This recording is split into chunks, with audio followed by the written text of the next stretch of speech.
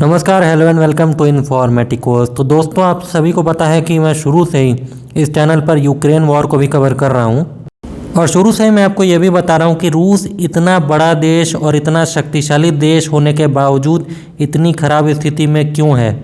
अगर वो वीडियो आपने नहीं देखा है तो शॉर्ट में मैं एक बार चर्चा कर दूंगा। साथ ही साथ एक बड़ी न्यूज़ आज आई है यूक्रेन वॉर को लेकर के, उस पर भी आज चर्चा करूंगा। लेकिन उससे पहले रिक्वेस्ट है कि अगर ये वीडियो आपको अच्छा लगता है तो काइंडली इस चैनल को सब्सक्राइब और इस वीडियो को लाइक कर दीजिएगा। मैं जियो स्ट्रेटेजी, फाइनेंस और डिफेंस से रिलेटेड वीडियोस बनाता रहता हूं, क्योंकि अगर आप लाइक या सब्सक्राइब नहीं करते हैं तो यूट्यूब इस वीडियो को आगे नहीं बढ़ाता है। तो चलिए शुरू करते हैं आज का वीडियो।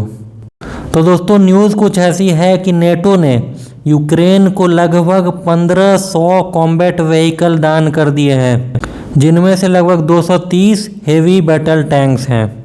इसके साथ जो एम्यूनिशंस और सब म्यूनिशंस की जो सप्लाई यूक्रेन को हो रही है उसकी तो कोई गिनती नहीं है। साथ ही साथ आपको यह भी बता दूं कि नेटो जो भी हथियार यूक्रेन को प्रोवाइड कर रहा है वो रूस के अंदर घुस के मारने वाले हथियार नहीं है।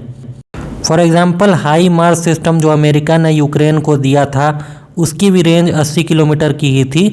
हालांकि उसमें एक रॉकेट आता था एटैकम्स नाम का, जिसकी रेंज लगभग 300 किलोमीटर की होती थी। लेकिन वो वाली मिसाइल यूक्रेन को इसलिए नहीं दी गई क्योंकि उसकी रेंज इतनी अधिक थी कि यूक्रेन रूस के भीतर घुस करके हमला कर देता और रूस का एक रेड लाइन ब्रीच हो जाता, और ऐसे में रूस नेटो देशों पर हमला भी कर सकता था। साथ ही साथ फॉर एग्जांपल फाइटर जेट भी नहीं दिए जा रहे, यानी कि सिर्फ ऐसे ही हथियार दिया जा रहे हैं कि सिर्फ अपनी रक्षा कर सके। यानी कि शॉर्ट में अगर कहूँ तो नेटो अपनी फेस सेविंग के साथ साथ एस सेविंग भी कर रहा है। लेकिन हाँ, रूस की भी स्थिति अच्छी नहीं है। इसका कारण मैं अभी आपको बताता हूँ। तो देखिए, इसका सबसे बड़ा कारण है कि रूस ने दुनिया भर के हथकंडे अपना लिए, पूरे के पूरे यूक्रेन की इंडस्ट्री को तबाह कर दिया, शहर के शहर तबाह कर दिए। तो एज सच यूक्रेन अब अपने दम पर एक युद्ध लड़ने लायक देश बचा ही नहीं है। तो अब आप मुझे बताइए कि इससे ज़्यादा रूस क्या कर सकता है यूक्रेन के विरुद्ध।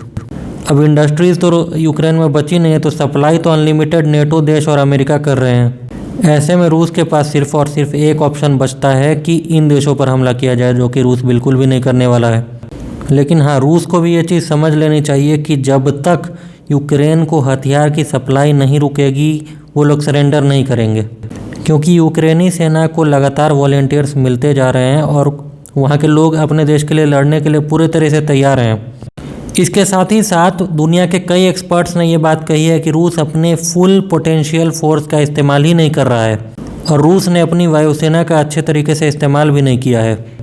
और इसका कारण स्पष्ट प्रतीत होता है नेटो का डर। रूस अपना हथियार बचा करके चलना चाह रहा है कि कल को अगर नेटो से कॉन्फ्रंटेशन हो तो रूस के पास हथियार घटे नहीं। इसके साथ ही साथ रूस के साथ एक बड़ी समस्या है कि दुनिया का कोई भी देश रूस को हथियार देने के लिए तैयार नहीं है, एक्सेप्ट फॉर ईरान। आपको याद होगा, ईरान के पास जो भी है शायद 136 ड्रोन ईरान ने दे दिए थे, और शायद अभी भी वो सप्लाई कर रहा है। लेकिन आपको याद होगा कि अभी रिसेंट में काफ़ी हो हल्ला हुआ था कि चीन भी रूस को हथियार सप्लाई करेगा। लेकिन चीन अभी रिसेंट 2-4 दिन पहले ही मुकर गया कि चीन कोई भी हथियार रूस को नहीं देने जा रहा है। यानी कि पश्चिमी देशों के प्रेशर में सभी देश झुक रहे हैं। यानी कि यूक्रेन के साथ पूरी दुनिया खड़ी है और रूस के साथ कोई भी नहीं खड़ा है हथियार देने के मामले में। अब आप सोच रहे होंगे कि रूस इतना बड़ा देश, भला उसको हथियार की क्यों ज़रूरत पड़ रही है। तो देखिए, ये इतना बड़ा युद्ध है, साल भर से ऊपर यानी 1.5 साल से ये युद्ध चल रहा है। आप समझ सकते हैं कि पानी की तरह पैसा बहाया जा रहा है। साथ ही साथ रूस की पूरी इंडस्ट्रीज सैचुरेटेड चल रही हैं, और ऊपर से सैंक्शंस अलग, यानी कि जो हथियार, जो मॉडर्न हथियार मिसाइलें बनती है उसमें सेमीकंडक्टर्स और इम्पॉर्टेंट कंपोनेंट्स लगते हैं, उन सब का एक्सपोर्ट रूस को रुक गया है। तो कायदे से अगर मैं बताऊं कि रूस को अगर किसी की आवश्यकता है तो सिर्फ भारत और चीन की। 1 मिनट के लिए हाइपोथेटिकल सिचुएशन मान लीजिए कि अगर भारत और चीन रूस को हथियार सप्लाई करना शुरू कर दें तो मुश्किल से 1 महीना नहीं लगेगा, सुपड़ा साफ करके रख देगा रूस, क्योंकि ऑलरेडी जो सप्लाई का क्रंच है वो सब कुछ ख़त्म हो जाएगा, और ये जो बचा करके हथियार खर्चे करने पड़ रहे हैं वो सब नहीं करना पड़ेगा।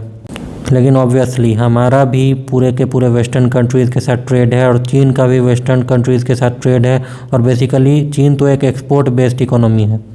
यानी कि चीन बिल्कुल भी रिस्क नहीं लेना चाहता है कि उसके सामान की एंट्री किसी भी प्रकार से टैरिफ के माध्यम से या फिर बॉयकॉट कैंपेन चला करके वहाँ पर बंद की जाए।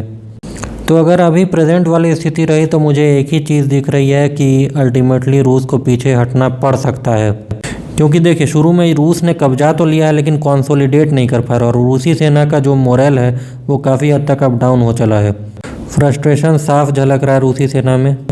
आपका क्या कहना है काइंडली मुझे कमेंट में बताइएगा। साथ ही साथ इस वीडियो को लाइक करिए और चैनल को सब्सक्राइब करिए। मिलते हैं अगले वीडियो में, तब तक के लिए जय हिंद।